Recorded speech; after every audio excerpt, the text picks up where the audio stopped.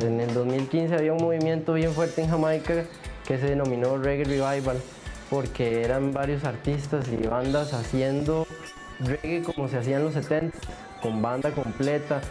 Entonces esa es como la historia del disco. Le pusimos Reggae Revival porque fue el renacer, al menos en Costa Rica, de hacer reggae de esa forma, y también para asociarlo al movimiento que se está dando internacional y meternos, como colarnos ahí.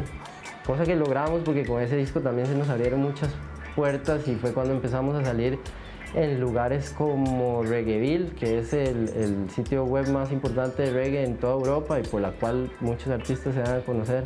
Pelagatos, que hace lo mismo pero en Argentina, Island Stage Magazine, y ese disco nos abrió esas puertas así afuera, a nivel web al menos, y nos empezamos como a colar en esa élite de ahí.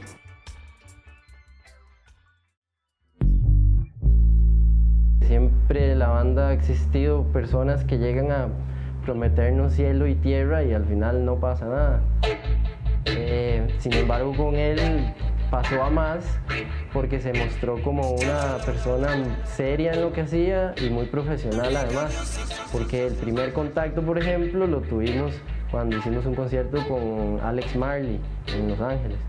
Y este man llegó con él como parte de su equipo grabando un video y parecía estar todo muy bien hecho porque el man llegó, o sea, nos impresionó mucho, por así decirlo, lo material, el equipo que el mae tenía. Nos puso como 3 GoPro a cada músico y tenía drones, tenía mucho equipo muy caro y mucho, y decíamos, y estaba trabajando con Alex Marley, entonces en cierto punto nos dejó a nosotros como ese wow, ¿verdad? Como puta, este man estaba bretea en serio.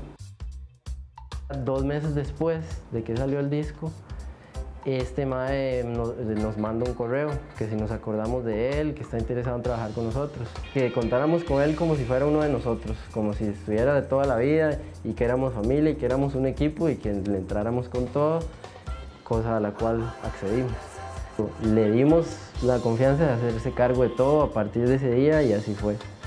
El objetivo es exactamente llegar a Estados Unidos y quedarnos un año trabajando allá. Primero, se trató de aplicar todo para las visas de performance, ¿verdad? Como artista. De hecho, yo estaba a cargo de esa parte. Y se contactaron abogados con buen historial.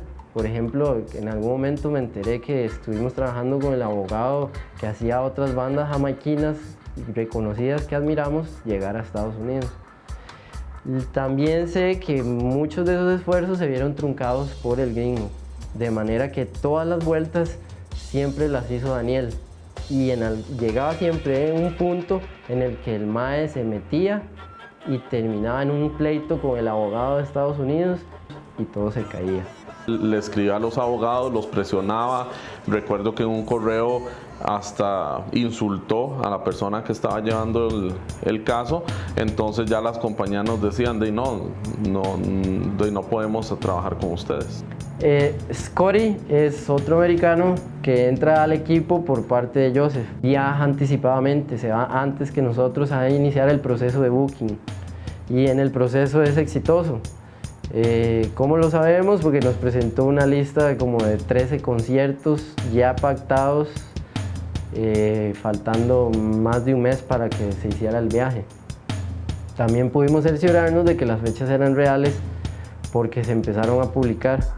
Esto es vacilón porque entra a su vez a meternos más presión en el proceso en el que el plan de sacar la P1 se viene cayendo y cayendo y cayendo, y él truncando todos los intentos.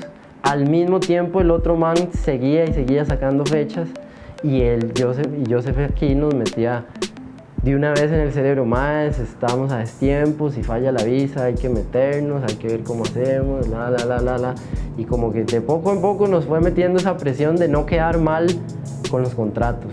Entonces al final ese era el objetivo, no quedar mal, porque El estadounidense es muy serio en los negocios y si queda alguien mal en algo, nunca más vuelve a trabajar con él. Y eran por lo menos 13 venues que nunca nos iban a volver a poner a tocar ahí si les quedábamos mal esa primera vez.